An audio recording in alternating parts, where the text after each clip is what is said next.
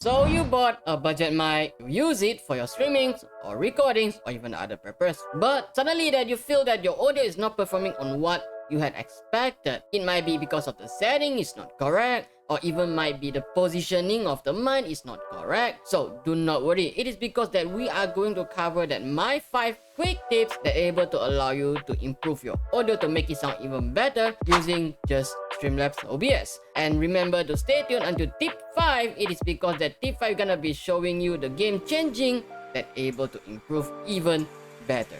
So let's go.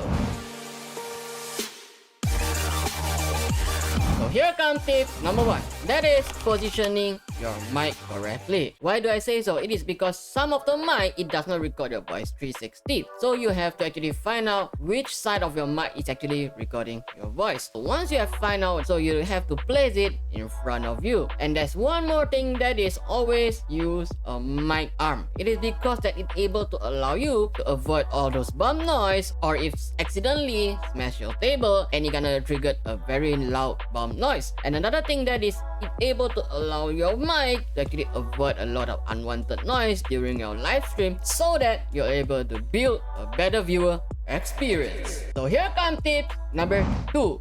That is the location of your mic. Always try to avoid placing your mic near to a fan, air conditioner. It is because that whenever you're not speaking during your streams or you're recording, all those background noise such as your air conditioner or fan able to actually trigger during your streams, which actually gonna cause a very bad viewer experience. But if you do not really have a choice on the location of your mic, that is why here comes tips number 3. That is the settings of your mic. So when it comes to tips number 3, it is very important for budget mic. It is because budget mic usually tends to pick up unwanted noise very easily, which that is noise suppression. It allows your mic unable to actually capture all those unwanted background noise such as fan noise, your air conditioner voice, or even your keyboard clicking voice. It is because when it comes to gaming or streaming, everyone gonna be exciting, your keyboard clicking voice will be even louder, so that we do not want our mic to actually capture all the keyboard clicking, so that you have to actually add noise suppression, which can be done in Streamlabs under the filter caps. So are you guys still here with me? It is because we are now entering tips number 4. That is enabling noise gate for your mic. So why is noise gate so important for the mics? It is because we want our mic to actually just trigger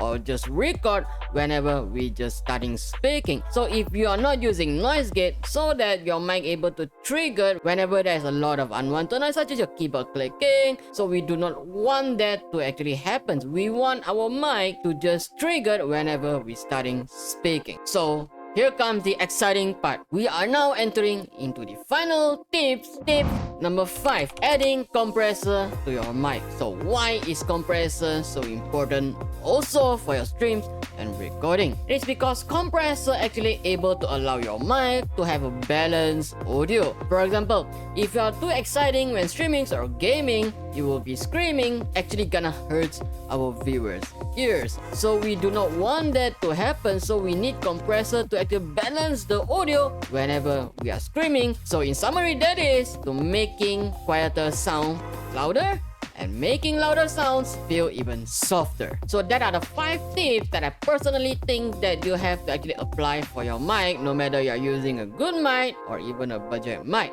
But in case you do not know how to actually apply the filters in the settings, we got a perfect video just for you, actually explain on how to actually apply the filters and how to actually adjust it. If you're still here with me, remember to like and subscribe to my channel if you found this video helpful, or even if you're new to my channel. And in our future video, we're going to cover on actually how to adjust the mic equalizer, which actually make it even better. So I'll see you all next time. Peace.